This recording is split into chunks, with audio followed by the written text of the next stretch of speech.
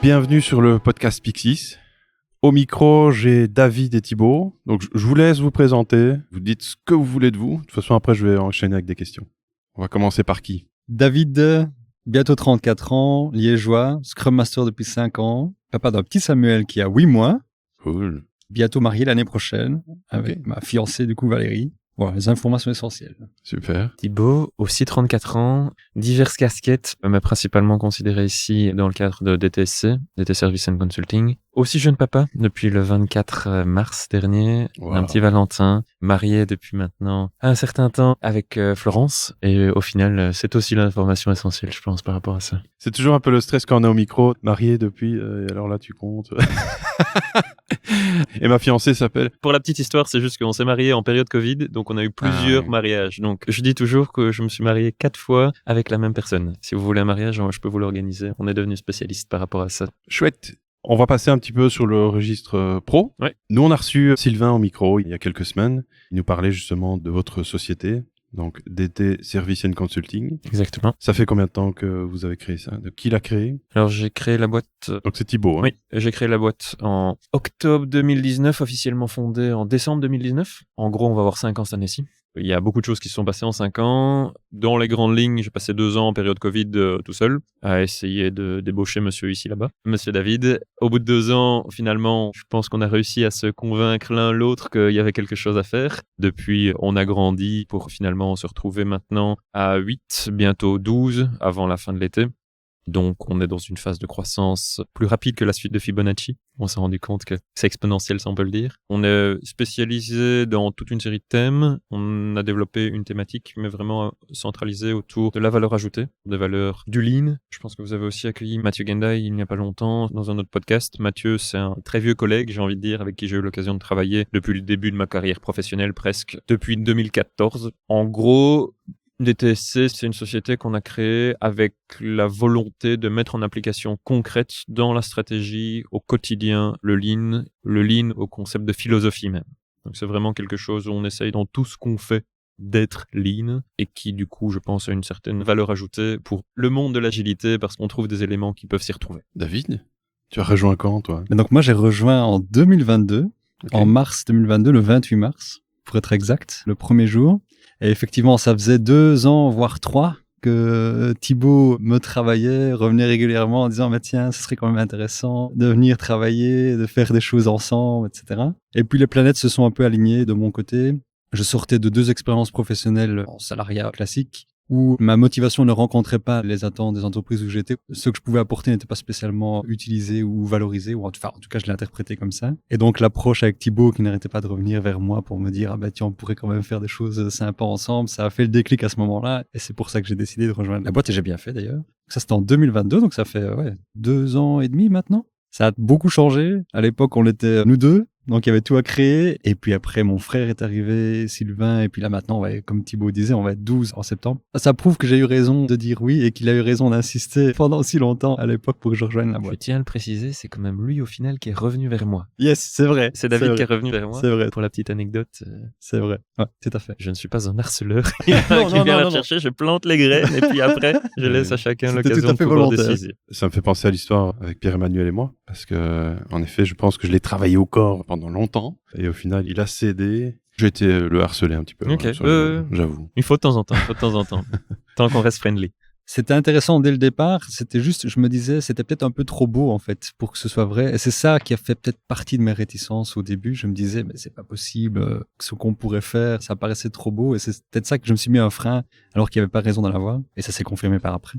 Donc oui, bien fait d'assister. C'était une très bonne décision. Ouais. Juste la petite question qui me turlupine un peu, c'est la boîte t'appartient, toi, Oui, Thibaut ? tout à fait. Oui. Toi, tu as rejoint comme collaborateur, comme Yes. employé. C'est ça, tout à fait. Ouais, Ouais, ouais. ça. C'est le même statut pour tout le monde. Mon job est de faire en sorte que chacun ait l'occasion de pouvoir se libérer comme il le souhaite, mais avec le statut très classique et surtout le statut qu'en Belgique, le statut de salarié permet d'avoir énormément de flexibilité et de protection sociale. C'est vraiment l'objectif. La grosse valeur ajoutée, pour reprendre le terme, c'est que salarié, mais on fait notre carrière comme on veut, quoi. Au final, on se comporte comme des freelances, mais on a le contrat derrière. Mais vraiment, moi, je fais ma carrière comme j'ai envie de la faire. Je prends moi-même les contacts et tout le monde fait comme ça chez nous. Il y a un terme qu'on essaie d'utiliser maintenant, c'est flexi-sécurité. C'est vraiment on a tous l'indépendance, la flexibilité de faire ce qu'on veut au final, et c'est vraiment faire ce qu'on veut. avec la sûreté derrière quand même d'avoir un contrat. Et quand je dis faire ce qu'on veut, je pense que Thibaut va réutiliser l'exemple qu'il utilise à chaque fois. Il y avait mon frère qui voulait faire un mand de l'apport-export de vanille, par exemple, avec Madagascar. C'était pas très proche de l'agilité lean premier abord. Ça ne s'est pas fait pour X raisons, mais on en a discuté, quoi. Ouais, ok. La porte était ouverte. Allez, chouette. Donc c'est un peu l'entreprise des entrepreneurs qui ne sont pas encore vraiment lancés sur le marché. Mais j'irai pas dans cette direction-là obligatoirement parce que c'est pas une finalité en soi de devenir entrepreneur directement, mais c'est ceux qui veulent l'utiliser qui, en fonction du parcours de vie, au moment en question, le côté sécurité de la flexicurité est aussi important. Oui. Si tu regardes autour de la table de TTC, je pense qu'il y a 75% des gens qui sont jeunes parents ou qui sont en devenir de jeunes parents. C'est des gens qui soit construisent une nouvelle partie de vie, une nouvelle maison, qui ont un projet d'aller dans cette direction-là, ou qui ont dans le côté des expériences de vie qui font que ils se sont parfois même plantés dans l'expérience entrepreneuriale. Si tu regardes Marco, notre nouveau CTO, il a commencé sur certains des éléments et c'est des choses qui sont utiles. Et en fait, on se rend compte, c'est un peu la devise de la Belgique, hein, l'union fait la force. Et le côté entrepreneurial, moi, quelque chose qui me touche encore au quotidien, c'est que c'est fort un parcours où t'es parfois fort seul.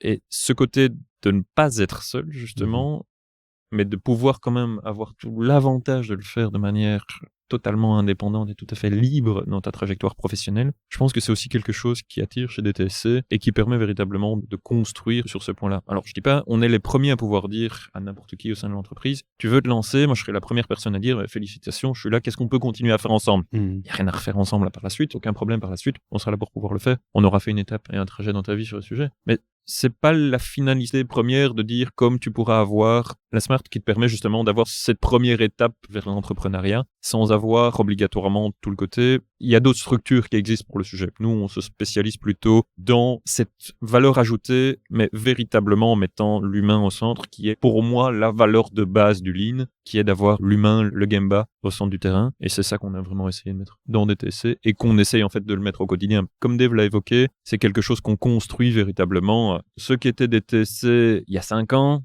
il y a 2 ans et demi quand David a commencé, quand après Denis, son frère, a continué, et puis après les différentes personnes successives, c'est vraiment une remise en considération en continu de manière à essayer de s'améliorer, quoi. C'est tout à fait une croissance organique. L'approche, c'est qu'on construit. Donc, la direction que prend DTSC, comment est-ce qu'on s'organise, comment est-ce qu'on se positionne par rapport au marché du travail, mais par rapport aussi à comment est-ce qu'on fonctionne en tant qu'équipe, c'est co-construit. On se voit régulièrement, on fait des coworking une fois tous les mois, tous les 2 mois, où on a vraiment cette réflexion d'équipe.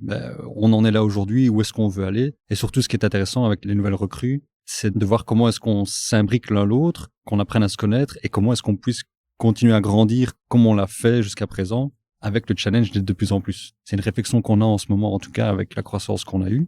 Mais c'est vraiment une approche, c'est un peu les entreprises libérées, mais sans l'aide. On s'est pas basé sur un livre. Dans la réflexion, ça vient un peu de là, quoi. J'aime mieux répéter, parce que pour moi, c'est vraiment le cœur du sujet. Pour nous, la stratégie claire, la philosophie de la boîte, c'est le Lean. Tout le monde chez nous est soit en devenir, formé Black Belt. Pour moi, déjà, c'est une manière de passer 10 jours avec la personne, parce que c'est des formations qu'on donne avec Mathieu, justement, dans le sujet. Donc, c'est une manière de pouvoir construire un premier lien, parce qu'on vient tous, au final, chacun se connaît parce que c'est une croissance organique, donc via, on connaît les nouvelles personnes qui commencent. Je connais 3 personnes dans les personnes qu'on a engagées directement. David, témoin de mariage avec qui on a travaillé, avec qui on a étudié. Denis, par adéquation parce que c'est ton frère. Et Jérémy, avec qui on a l'occasion d'avoir aussi travaillé et étudié. Mais après, derrière, c'est des personnes que je ne connaissais pas, mais que d'autres personnes connaissaient. Sylvain et David se connaissaient bien. Je l'ai convaincu autour d'un verre de vin chaud. Autour d'un verre de vin chaud, c'est ce genre de choses. Marché de Noël. Le marché de Noël à Liège, oui, s'en souvient. C'est déjà une manière de créer du lien. Ça, c'est la première des choses importantes. Et surtout, ça permet d'avoir chacun une base commune, je vais pas dire de valeur, parce que c'est pas en 10 jours qu'on crée une échelle de valeur, une base commune de connaissances et de méthodologie dans l'approche qu'on peut avoir tant pour chez les clients que surtout en interne. Parce que au final, il y a un adage qui dit « faites ce que je dis parce que je fais ». Là, justement, on essaye de faire ce qu'on dit au sein de la société et de mettre en application directe les concepts. Et c'est bête, mais moi-même, en tant que formateur, de les appliquer au quotidien au sein des TSC, ça me renforce moi-même dans la conviction que le Lean est une méthodologie qui, si elle est appliquée, je vais pas dire à 100%, parce qu'il y a le dernier chapitre de Womack & Jones, c'est toujours la recherche de la perfection, donc on n'atteint jamais la perfection, mais on essaye d'atteindre vers ce point-là. L'autre partie du Six Sigma, c'est de dire 99,99997% de taux de positif, et donc c'est d'essayer de voir ce qu'on est capable de pouvoir le faire. Toujours en gardant la base, hein, c'est de remettre l'humain au centre de l'activité. Et pour nous, l'humain, c'est les différentes personnes autour de la table, quoi. Moi, j'ai des questions évidemment qui me viennent sur votre modèle d'entreprise. Ça nécessite évidemment beaucoup de transparence. Tout à fait. Comment vous faites? Donc moi, c'est 2 questions liées, c'est la transparence et la gouvernance. Oui. Donc j'entends que vous vous réunissiez une fois par mois, par 2 mois. On a différentes structures de réunion, hein. Comme Dave l'explique, on ne s'organise pas à 2, à 3, à 5. Pour le moment, ça fait environ 1 an qu'on est 7. Et là, on va faire x2, en gros, sur les 3 prochains mois. Parce que les personnes ont signé, mais avec les différents préavis, doivent rentrer de manière phasée. Donc à 12, on va aussi s'organiser de manière différente. Mais au jour d'aujourd'hui, qu'est-ce qu'on fait? On se voit tous les 15 jours, de manière remote, hein, online. Et de cette manière-là, on a l'occasion de faire le tour de tous les sujets, la machine à café classique. Oui. Ce qui permet véritablement d'avoir un statut de où on en est et qui en est, dans quelle direction on va. Ça, c'est un peu les opérations au quotidien. Je vais peut-être revenir à une fréquence encore plus courte. On a des canaux Teams dans lesquels on discute, mais là, non pas de manière bimensuelle à cet endroit-là, mais plus à la minute. Parce que on a eu l'exemple hier, j'ai fait l'onboarding de Mike, un nouveau qui va commencer ici au mois de septembre, voire même peut-être un peu encore avant. Il y a d'être reste à définir. J'ai rajouté Mike dans le canal Teams. Le temps que je le rajoute dans tous les autres canaux de communication, il y avait déjà 5 personnes qui avaient dit bienvenue Mike dans la communication, ce qui l'a un peu impressionné dans la réactivité. Mais c'est un peu ça, on est très actif à ce niveau-là, parfois même un peu trop, pour essayer de tout suivre dans les différents canaux de communication. Mais donc après, on se voit tous les environ 2 mois. En physique, là, par contre, on a un coworking qui nous permet justement, donc là, on tourne dans la Belgique. Chacun est responsable un peu de faire découvrir sa région, façon de parler. La prochaine fois, on va à Fernelmont. En septembre, on retourne à Bruxelles, à côté de la gare du Nord. C'est vraiment dans toute une série d'étapes, ce qui nous permet de rencontrer, des nouveaux lieux, mais aussi des nouvelles personnes. Et dans ces espaces-là, on rencontre toujours, il y a toujours des choses intéressantes à discuter autour de la table. Et donc là, on a l'occasion d'avoir, en fait, ce qu'on appelle des steering committee, des steerco étendus. Donc, dans les grandes lignes, au lieu d'avoir une réunion d'1 heure, on fait par exemple un après-midi complet et on a les sujets qui tournent. Là, par exemple, ici, le prochain qu'on fait la semaine prochaine, on va avoir le gros sujet de comment on s'organise en tant qu'équipe à 12 plutôt qu'à 5. Dans les grandes lignes, on va commencer à créer des thématiques et avec des personnes qui vont aller dans cette direction-là. On a encore trouvé le terme, on trouvera bien. Des pôles. Les pôles, moi je préfère le mot thème, mais on verra un peu dans quelle direction on va. Ouais. Mais toujours dans cet esprit d'entrepreneuriat, hein. Donc chaque pôle, chaque thème aura un responsable de thème et chacun aura l'occasion de pouvoir tirer ce thème par lui-même ou par eux-mêmes en fonction des groupes des personnes qui iront faire ça. Après, pour la vie, on va dire, out of pro, on va dire, par rapport à ça, on fait des team building. Et ça, on fait un team building tous les 3 mois, de manière rotative, où chacun a l'occasion de pouvoir revenir avec un thème. C'est le suivant qui passe, qui a organisé le précédent, et alors on a l'occasion d'avoir ça, ce qui nous permet, voilà. La dernière fois, on a voulu aller faire du Segway à Namur, mais bon, il pleuvait une bonne drache, comme on peut en avoir en Belgique, sur le sujet. Donc on a fini par manger des fondus. Donc on a été mangé. Hein, voilà. Après, c'est l'autre partie de la Belgique. On aime bien vivre. On a déjà été tuer des zombies. Et dans pas longtemps, on aimerait bien aller faire un karting, les karting Mario là. Ah oui. Où il y a vraiment le point. Qu'est-ce qu'on va faire? Atelier chocolat. On va faire du chocolat effectivement en septembre. Bref, c'est vraiment des sujets. Vous pouvez venir voir nos voisins. Ils ont des simulateurs de vol. Simulateurs de vol, c'est ce genre de choses. C'est ce genre de choses chouettes et on finit toujours après par les manger ensemble au resto. Ouais. Donc Chouette. ça, c'est pour le côté gouvernance qu'on peut aller. Et pour peut-être rebondir sur ce que disait David, c'est de la co-construction. D'accord? Bon, il faut toujours une direction. Ça, c'est mon job. D'essayer de donner une stratégie vers où on va, etc. Mais par contre, à l'inverse, je sais bien, je suis quelqu'un d'assez extraverti qui réfléchit en parlant. Et donc, pour moi, c'est un modèle qui fonctionne énormément pour la simple et bonne raison qu'il y a beaucoup plus dans 5, 6, 7, 12 têtes que dans une seule. Donc, on sait dans quelle direction on veut aller. C'est le lean. C'est clair, net et précis. C'est la base de notre méthodologie. C'est la base de notre approche. Mais après, qu'est-ce que ça voudra dire? Je suis pas capable de donner cette question-là. Je vais rebondir sur une question que Sylvain m'a posée, pas en entretien, mais en discussion, dans un bon resto. Qu'est-ce que vous serez dans 5 ans? Qu'est-ce que vous serez dans 10 ans? Je lui ai juste répondu, j'en sais rien. Je sais pas où on sera. Je sais qu'on aura pris des opportunités. Je sais qu'on veut être plus que ce qu'on est au jour d'aujourd'hui. Mais on va y aller étape par étape. Et je pense que c'est une des choses qui l'a convaincu de rejoindre la structure pour la simple et bonne raison qu'il y avait une vision, on avait un plan, mais on n'avait pas un planning. Et c'est vraiment ça qui a permis d'aider, je pense, dans cette direction d'avancer. Donc on parle de transparence, parce que, bon, on le fait aussi chez Pixis, et donc je sais que on balance aussi des chiffres. La partie commerciale, la partie vente, chiffre d'affaires. Comment vous faites ça? C'est encore une fois, dans les coworking, on fait régulièrement le point sur les chiffres. Donc on parcourt les chiffres vraiment accessibles. Enfin, il n'y a rien qui est caché. On va même jusqu'au point pour les grilles salariales, par exemple. On a vraiment un template commun, facile. Ça aussi, c'est quelque chose qui a grandi. C'est pas quelque chose qu'on utilisait au tout début quand moi je suis arrivé, par exemple, mais c'est quelque chose qu'on a commencé à utiliser parce que on devenait de plus en plus. Et ça permettait aussi d'avoir quelque chose de transparent, d'objectif pour tout le monde. Et donc, voilà, ça, c'est quelque chose qu'on utilise de manière commune. Donc, on en discute dans les coworking. Et puis, pour tout ce qui est vraiment comment est-ce qu'on se positionne par rapport à un client, les rates qu'on peut aller demander, les budgets, ça, on en discute ensemble, en fait. Et ça dépend un peu surtout de l'expérience du terrain de chacun. J'ai un peu plus d'expérience parce que ça fait plus longtemps que je travaille dans l'agilité en Belgique que certains qui sont en train de nous rejoindre, par exemple. On en discute ensemble. Comment est-ce que tu peux te positionner? Ah, je sais que dans ce secteur-là, c'est plutôt ces chiffres-là qu'on peut utiliser. Et c'est ouvert, quoi. Pour rebondir à ce qu'on disait tantôt, c'est vraiment allier l'intérêt de l'entrepreneuriat. Tu essaies de creuser ton sillon et de voir les opportunités qui s'ouvrent à toi et de collecter les infos et de les partager ensuite avec les collègues, quoi. De ne pas garder ça de son côté. Vraiment partager ça. Donc, c'est comme ça qu'on fonctionne. Tout est documenté, accessible à tous. Et on revient, oui, pour les chiffres, on revient à ça régulièrement. On voit où on en est, comment est-ce qu'on a grandi, quels étaient les objectifs. Ouais. C'est quoi les réactions que vous pouvez avoir justement en montrant les chiffres? Je prends notre exemple. C'était en 2019, je pense. Donc à un moment, on a voulu pousser la transparence. Le salaire de chacun est disponible. On a un drive avec les fiches de salaire, les contrats et tout ça. Donc je veux dire, il y a rien qui est caché. On va pas forcément l'exposer. Mais nous, on a une façon de le montrer qui est différente. C'est-à-dire, on montre le coût annuel de chaque personne. Ouais. Donc pour l'entreprise, un salaire net ou même brut mensuel sur une fiche de paye, ça n'a pas de sens. Non. Nous, ce qui nous intéresse, tu sais bien, Thibaut, c'est X coûte 85 000, Y coûte 100 000. Voilà, parce que dedans, tu as le salaire, la voiture, tous les avantages extra-légaux. Ce qui signifie que, en gros, quand tu divises par 220 jours ouvrables, ouais. Le rate minimum, si tu étais 100% actif, c'est ça. Ouais. Et on sait qu'on ne te facture pas 220 jours par an, mais plutôt dans les 180. Donc, on a un seuil minimum. On est à 208 chez nous. Pardon? On est à 208 chez nous. Même quand vous suivez des formations? Ok. Ouais. C'est en bien, moyenne sur la dernière année. Donc, il y en a, ils font 300. Je challenge, hein. Oui, je veux dire, il y en a qui font plus que 220 jours par an. Ok. On annonce les chiffres comme ça. Et donc, du coup, on a une base de discussion qui est celle de l'entreprise et pas forcément celle qui est la personne, ce qu'elle voit sur son compte. C'est la même philosophie qu'on a au final. On a cette réflexion-là sur ce que coûte une personne au final, tout compris avec les avantages et ce genre de choses. Et on a même poussé la réflexion plus loin. C'était une discussion qu'on avait eue l'année passée à ça. On avait la discussion, tiens, ok, il y a quelqu'un qui travaille chez DTSC depuis suffisamment longtemps. Donc, du coup, il y a quand même un moment...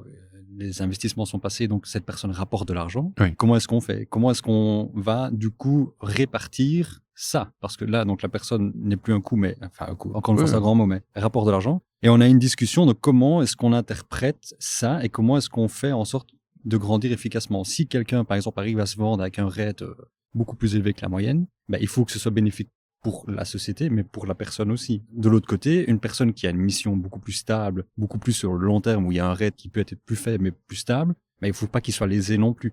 Et donc, on a eu cette discussion totalement ouverte de, tiens, ok, à partir du moment où une personne est profitable, il y a X% qui arrive dans son pot directement, et puis le reste à la société. Donc, c'est vraiment, et encore une fois, c'était une discussion qu'on a eue ensemble. C'était pas une décision qui est tombée comme ça, ah oui, ça va être comme ça.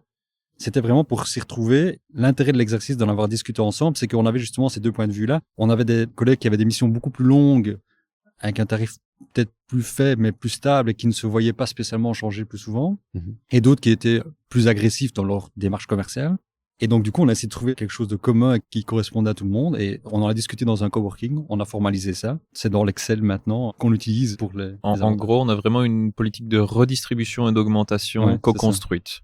Okay. Qui fait en sorte que, peut-être à la différence de ce que tu expliquais sur la partie salariale qui est publique pour tout le monde, on préfère avoir une vision en one-to-one avec les différentes personnes, mais par contre avec une transparence claire sur tous les coûts, comme tu l'as dit, parce que dans un salaire, le salaire net, c'est un tiers des coûts d'une entreprise dans les grandes lignes, mais ce qui permet véritablement d'avoir une construction directe sur les coûts et bénéfices et sur les marges bénéficiaires.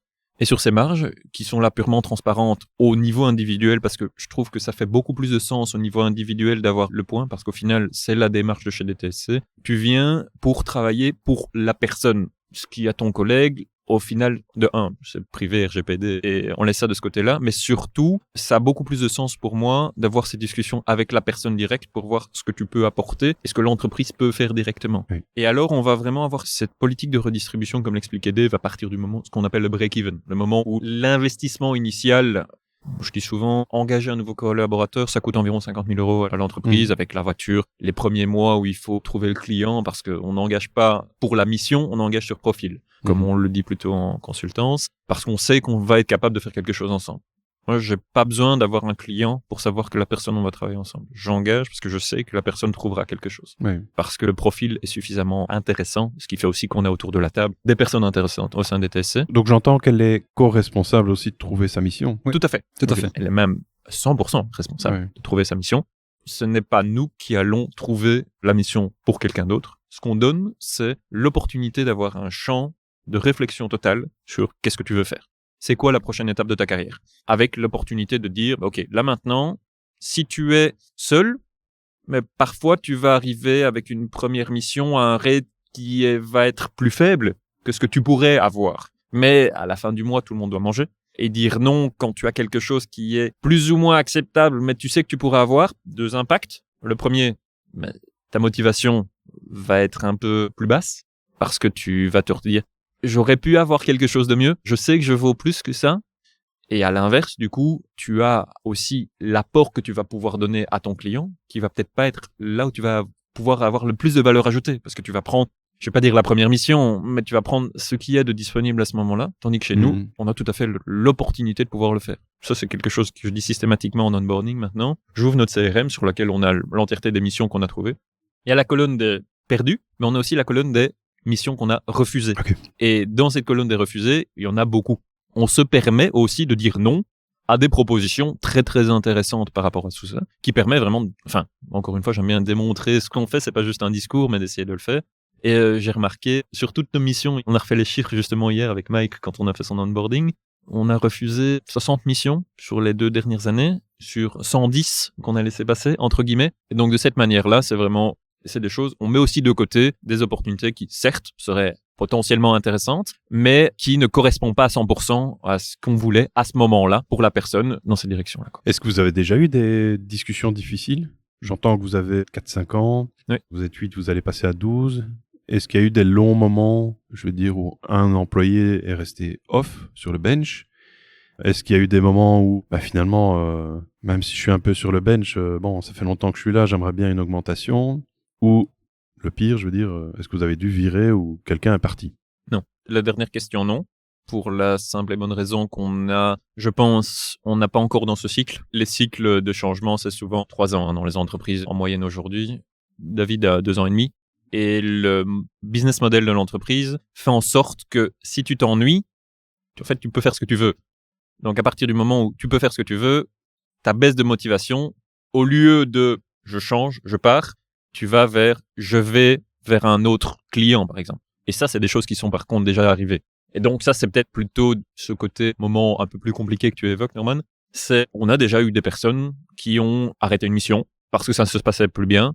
Et du coup, on passait du temps sur le bench. Ouais. Le bench, chez nous, c'est chez soi. Dans les grandes lignes, c'est aussi un environnement qui est peut-être un peu plus sympathique que de te dire, je vais devoir me taper Bruxelles dans les embouteillages pour m'asseoir à un endroit avec plein de gens qui sont aussi dans la même situation que moi pour essayer de retrouver. J'étais consultant dans ma vie dans d'autres choses. J'ai passé 2 mois sur le bench. C'est jamais la période la plus chouette de ta vie, j'ai envie de dire. Non. Mais par contre, d'être dans ton propre environnement, chez toi, ça permet véritablement d'être déjà aussi, OK, là j'ai recherché, j'ai eu des contacts. Mais là, je peux faire autre chose. Je peux me poser un peu plus, ce qui facilite aussi un peu plus l'ouverture que tu dois avoir quand tu es face à tes clients. Pas de discussion difficile non plus, je pense. Non. Il y a eu cette histoire, je disais justement avec les personnes, il y a eu cette discussion de qu'est-ce qu'on fait si on a des périodes, des missions plus longues par rapport à ceux qui bougent plus, qui sont plus agressifs. Mais on a vraiment abordé ça de manière concertée, professionnelle et des gens consciencieux et intelligents autour de la table, quoi. Donc il n'y a jamais eu de problème, des discussions plus poussées ou plus longues. On en a eu, mais comme ça se veut transparent à toujours qu'on construit, de toute façon, chacun peut exprimer son point de vue et on va discuter ensemble et de voir comment est-ce qu'on évolue. Mais est-ce que vous avez déjà fait l'exercice intellectuel de s'imaginer virer quelqu'un? Personnellement, non. Si la question c'est est-ce que j'ai déjà viré des gens dans ma vie, ça m'est déjà arrivé. Mais moi, je parle dans des TSC. Mais dans des TSC, je le dis toujours, mon job, c'est d'essayer de faire en sorte que ça se passe bien. D'accord? En formation, ce que je répète, c'est que le manager du 21e siècle, c'est pas il faut faire ça, mais c'est qu'est-ce que je dois faire pour que tu puisses faire ton job. Oui. Donc, comme la base du business model, c'est de dire, essaye de faire ce que tu veux. J'essaye d'être en contact de manière récurrente avec les différentes personnes autour de la table pour faire en sorte d'avoir les éléments. Et donc, normalement, le jour où quelque chose se passera mal, j'espère que je serai au courant des raisons pour. Le moment où on aura cette coupure éventuelle, on le saura tous les deux. On saura la raison pour laquelle ce sera comme tel. Et j'espère que ce ne sera pas une surprise. Dans les deux sens, l'exercice intellectuel, on le sait déjà dès l'entretien. Dès l'entretien, on a tous, dans le business plan, l'engagement, les 50 000 que je te disais tout à l'heure, Norman, c'est 6 mois sur 5 ans. Donc, chacun a un bench de 6 mois. Ok. Tu irais développer tes connaissances sur la poterie au Népal, parce que tu sais qu'il y a un marché énorme sur la poterie népalaise ici, dans le Brabant wallon, parce qu'il y a un effet de mode qui existe. Très bien. Fais ce que tu veux. 6 mois, c'est visible, je vais pas dire sur la time machine, mais sur la plateforme RH du secrétariat social. Tu fais la somme de ce qu'on appelle le DTSC Activities, qui sont là. Au bout de 6 mois, on verra bien. Et là, je le dis en entretien, hein, si tu arrives à 6 mois, on te dit un C4, de manière très claire et très transparente. Ok. On n'en est encore jamais arrivé, et David est là depuis maintenant 2 ans et demi. Il est bien loin des 6 mois. Donc, c'est parce que à chaque fois, on fait des trucs qui nous permettent d'arriver dans ce genre de choses, quoi. Mais je pense aussi que le fait, la structure même, où en fait on est tous responsables de notre carrière au final, fait que tu as un shift dans ta tête où tu es, enfin en tout cas je pense, point de vue personnel, je pense que je peux parler pour le reste des collègues, on est d'autant plus motivé à grandir dans notre entreprise, dans notre carrière, à trouver nos missions, que en fait cette discussion ne va pas vraiment avoir lieu de manière négative. De toute façon, s'il y a une collaboration qui se termine, ce sera surtout un début d'une autre carrière, d'une autre forme de carrière pour les personnes. Et je pense pas du tout qu'on l'abordera de manière négative, justement, puisqu'on a tous ce mindset. D'un point de vue personnel, j'étais très avant salarié de base où, bah oui, au final, c'est quand même pas moi qui prends les risques. Oui, voilà, il y a peut-être une certaine forme de démotivation. Le fait d'avoir changé et d'avoir rejoint un DTSC, je pense que Thibaut va pouvoir confirmer du point de vue externe, c'est que j'ai complètement changé ma façon d'aborder le travail, ma façon de voir qu'est-ce que je veux faire, comment est-ce que je veux le faire. Et j'avance, en fait. J'avance. Je sais que j'ai la structure derrière moi pour pouvoir avancer et faire ce que je veux. Et donc, du coup, j'ai pas ce raisonnement de, ah oui, de toute façon, les risques, c'est pas pour moi, etc. Je suis plus impliqué et donc, du coup, je n'apporte jamais l'exercice de manière négative. Je ne le vois que positif et comment est-ce qu'on peut évoluer. Si je peux me permettre, David, quand tu étais salarié, c'est ça qui m'a déclenché à dire, allez, je t'engage. Parce que David était, comme tu l'as dit, 2 expériences précédentes professionnelles qui n'étaient pas les meilleures du monde sur certains points. Et moi, il y a un moment, je me suis dit, mais enfin, ça va pas. Je veux dire, David, c'est un ami plus qu'autre chose. Ça va pas. Je t'engage. Parce que j'étais convaincu que à 2, on était capable de faire beaucoup plus et de manière purement libérée, comme tu l'évoquais, que dans tes expériences de vie. Et c'est ça qui a vraiment déclenché le côté de démarche d'aller à travailler ensemble. Alors après, il y a eu une étape entre le côté de vas-y, je t'engage et puis on y va, et le côté ok, il commence véritablement, où moi aussi j'ai dû me professionnaliser dans l'approche. Et ça, c'est aussi quelque chose que David m'a pas mal aidé au début, parce que entre faire une proposition de vas-y, je te dis, je te donne un salaire sur un coin de table, entre guillemets, c'est vraiment comme ça que ça s'est passé. C'est à peu près ça, ouais. Et le côté, ok, c'est bon, on a une structure, on a un site internet où quand tu cliques sur un lien, t'arrives pas sur une page vide, une page buggée. On a un peu professionnalisé la structure, et que quand David a pu rejoindre la société, tu viens sur LinkedIn, ok, je travaille chez DTSC, je sais ce que c'est. Il y a quelque chose derrière, c'est une structure qui existe. On a une vision, on sait vers où on va. Quelque chose qui, au moment où on en a premièrement discuté, avant, c'était, je savais qu'il y avait une volonté, je savais que je voulais faire du lean, je savais qu'on voulait le faire. C'est pour ça qu'on a créé d'abord une société et non pas juste bêtement un entrepreneur en personne physique comme on pourrait avoir. Mais bon, après, il a fallu le structurer et le professionnaliser aussi dans les faits plutôt que juste dans un site internet qu'on avait réalisé. Oui, mais c'est un catalyseur mutuel au final, je pense. Tout à fait. D'un point de vue personnel et puis d'un point de vue de la structure, ça a été un peu le début de quelque chose de nouveau pour DTSC au final. Je vais rebondir. Là, on parle de David, mais chaque nouvelle personne qui a commencé au sein de DTSC a vraiment quelque chose de nouveau. On reste encore une petite structure, 6 ou 12. On est dans le côté P de PME. Hein. Il y a encore le T. TPE. Le TPE, je ne sais plus où est la limite exacte. Je pense que c'est 5. C'est 5, ben voilà. Nous ne sommes plus très petits, nous sommes petits. Hein. C'est un peu l'idée. On ne peut aussi, d'un point de vue entrepreneurial, pas se permettre de dire, OK, on engage le 3e ou le 4e exactement même profil. On cherche diversité, même si c'est un mot qui est parfois un peu galvaudé, diversité plutôt de profil, diversité d'expérience, tant professionnelle que personnelle, parce que ça, c'est statistique. Hein. Dans le Lean Six Sigma, il y a le côté Six Sigma. Vous prenez un board plutôt à grande entreprise, un board qui est la structure très classique d'homme blanc de 50 ans, 43% de succès en termes d'augmentation d'actions en bourse. Un board diversifié suffisamment, 87% de succès. Hein. Donc, les chiffres le montrent. Donc, moi, ce genre de choses, le jour où j'ai appris ça, si on veut fonctionner, même d'un point de vue purement statistique, financièrement parlant, la diversité, c'est l'argument numéro 1 pour moi d'aller dans ces directions-là. Même si parfois on a l'impression que c'est plus facile d'être avec des personnes qui nous correspondent, des personnes qui nous ressemblent. Mais c'est pas le but. Mais c'est pas le but, justement. Ça, pour moi, c'est une valeur qui est fondamentale dans la mise en application. Ça se challenge au quotidien, hein, parce que d'avoir quelqu'un qui vient te dire « Ah ben non, peut-être pas comme ça ». Donc, ce côté de résistance qu'on n'a pas, on l'a plutôt dans l'approche classique du lead. Hein. Au quotidien, tu as une problématique, quelqu'un qui a... on est disponible via Teams, via téléphone, via machin. On se met disponible pour pouvoir résoudre la problématique au moment où elle se passe, pour faire en sorte que ça se passe correctement ou mieux. D'ailleurs, si vous voulez l'expérimenter, il y a un jeu que vous connaissez peut-être, le Marshmallow Challenge. Non. Ok. C'est un format TED, hein, donc c'est 18 minutes. Ouais. Vous avez, je pense, 20 spaghettis, 1 mètre de ruban adhésif, 1 mètre de fil de couture et un marshmallow. Okay. Le but du truc, c'est en 18 minutes de construire la structure autoportante la plus haute possible sur laquelle trône le marshmallow. Et en gros, histoire courte, les meilleurs résultats viennent de manière évidente, c'est les architectes. Ouais. Mais la catégorie juste en dessous, en fait, c'est des groupes diversifiés. Ouais. Des enfants, des femmes, des architectes ou pas, voilà. Les pires, les étudiants MBA, qui sont très dans l'analyse plus que dans l'action. Donc, ça confirme un peu ce que tu disais. La diversité amène justement dans la partie, je vais utiliser un mot que beaucoup de gens utilisent, le VUCA, la partie un peu qui nous challenge bien pour l'instant. On passe de guerre en guerre, de catastrophe en catastrophe. Il faut une diversité dans l'entreprise pour résister à tout ça. Tout à fait, une entreprise agile. Exact. Voilà. Pour reprendre le terme. Oui, puis tu as une diversité de profils aussi. On a des extravertis, des faux extravertis, comme moi, par exemple. Mais je trouve que c'est un peu une émulsion comme ça qui se crée et qui nous fait grandir aussi. C'est super enrichissant d'avoir ça, de l'expérimenter au quotidien, en tout cas. Je vais revenir sur un terme. En gros, donc Michel et moi, on est allés à un petit déjeuner du Cercle de Wallonie. Il y avait Laurent Provost, qui est CEO d'Automation. Le thème du petit déj était partager l'actionnariat avec ses travailleurs. Ouais. Eux, c'est une entreprise où il y a beaucoup d'ouvriers, il y a aussi des employés. Il donne cette phrase à un moment qui dit « Mais attention, il ne faut pas se tromper, hein, l'entreprise, c'est pas une démocratie en fait. Tout à fait. C'est pas une dictature non plus. » Non. Je serais curieux d'entendre vos réactions en tant que fondateur, gérant, actionnaire principal et employé. C'est pas une démocratie, c'est pas une dictature. Je pense, comme disait Thibaut, il y a une vision de comment est-ce qu'on va avancer qui doit venir de Thibaut. C'est un peu son rôle. Il est là pour la vision. Maintenant, comme il disait aussi, il nous laisse tous les moyens pour pouvoir grandir et pour pouvoir réfléchir à cette vision et de nous, à notre niveau, se dire, tiens, ok, mais comment est-ce qu'on va pouvoir intégrer ça? Comment est-ce qu'on peut la mettre en pratique? Comment est-ce qu'on peut évoluer?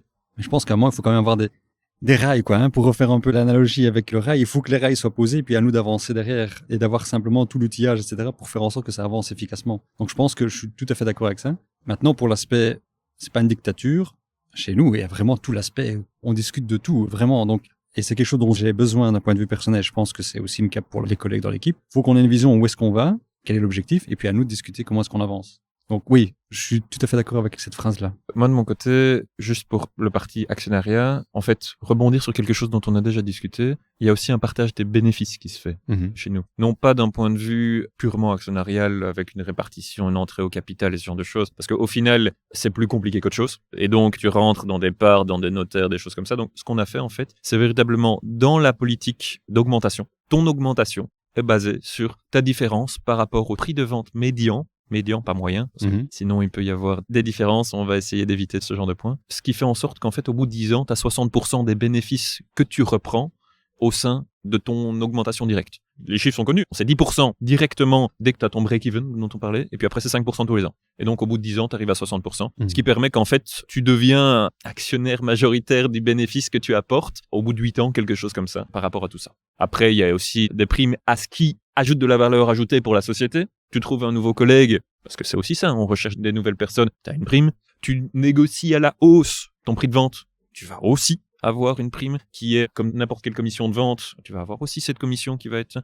Ça permet de se stimuler. Celui qui en fait plus, qui apporte une valeur ajoutée pour la société, en a plus. Tu grandis aussi dans la société par cet actionnariat détourné par ta politique d'augmentation salariale. Okay. Et pour rebondir sur le côté dictature / démocratie, pour moi, encore une fois, le lean met en avant, c'est le Gemba qui détermine tout. Le Gemba, c'est les personnes autour de la table. Pour moi, le Gemba, maintenant, ça s'est transformé en mon application Teams où il y a tout le monde qui parle de qu'est-ce qui se passe sur le terrain, qu'est-ce qui est problématique sur le sujet. Et c'est de là que je vais retrouver l'information. Juste pour préciser, pour nos auditeurs qui ne sont pas familiers justement au langage lean. Tout à fait. Gemba, c'est quoi? Gemba, c'est un mot japonais qui veut dire le terrain, là où ça se passe. D'accord? Donc c'est véritablement là où ça se passe. Pour moi, on l'a mis en application comme étant le Teams parce que c'est là où tout le monde met un peu ce qu'il a l'occasion de voir. Mais après, il faut faire souvent attention avec le terrain dont on a l'impression de voir. On va avoir le Teams où il va y avoir 60-80% des gens qui sont actifs.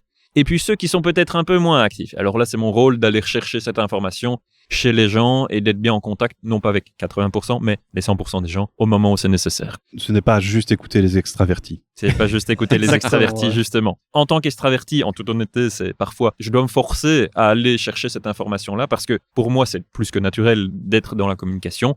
Chacun a sa personnalité et chacun aussi le temps à associer sur le sujet. On est tous chez des clients, comme je l'ai dit, il y a 70 à 80% des personnes qui sont jeunes parents, donc il y a aussi des vies personnelles, et pour moi c'est même une des conditions sine qua non, c'est que on ait un bon équilibre vie privée, vie professionnelle, je le mets dans ce ordre-là, pas l'inverse, ce qui permet justement de pouvoir avancer, de construire de manière correcte. J'ai une dernière question pour toi, Thibaut. C'est quoi ton rêve avec DTSC? Ça ressemblerait à quoi? Pour moi, on développe une nouvelle vision pour le moment chez DTSC qui est très orientée autour de l'intelligence artificielle.